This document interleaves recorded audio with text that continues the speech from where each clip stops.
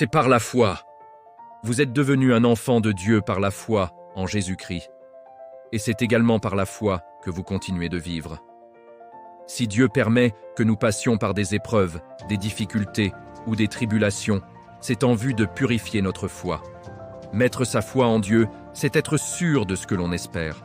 C'est être convaincu de la réalité de ce que l'on ne voit pas. C'est à cause de leur foi que les grands personnages du passé ont été approuvés par Dieu. Par la foi, Enoch fut emmené auprès de Dieu sans avoir connu la mort. Personne ne put le retrouver, parce que Dieu l'avait enlevé. L'Écriture déclare qu'avant d'être enlevé, Enoch avait plu à Dieu. Or, personne ne peut plaire à Dieu sans la foi. Celui qui s'approche de Dieu doit croire que Dieu existe et qu'il récompense ceux qui le cherchent. Si la tente dans laquelle nous vivons, notre corps terrestre, est détruite, Dieu nous réserve une habitation dans les cieux.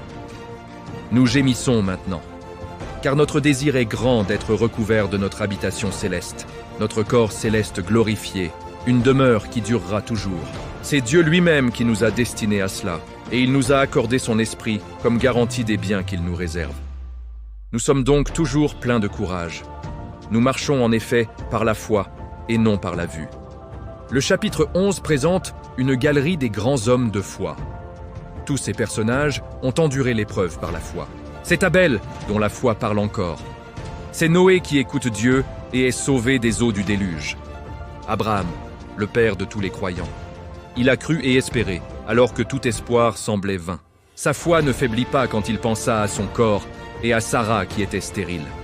Il ne perdit pas confiance. Sa foi le fortifia et il loua Dieu. Abraham crut en Dieu en dépit des impossibilités humaines. Ce fut Isaac, le fils promis. Notre foi grandit lorsque nous croyons avec persévérance en la parole de Dieu. Que Dieu notre Père vous encourage et vous fortifie par son esprit et sa parole, dans l'attente de notre Seigneur Jésus-Christ. Si ce message résonne en vous, veuillez le partager avec quelqu'un qui a besoin de l'entendre. Merci d'avoir regardé et que la grâce et la paix soient avec vous.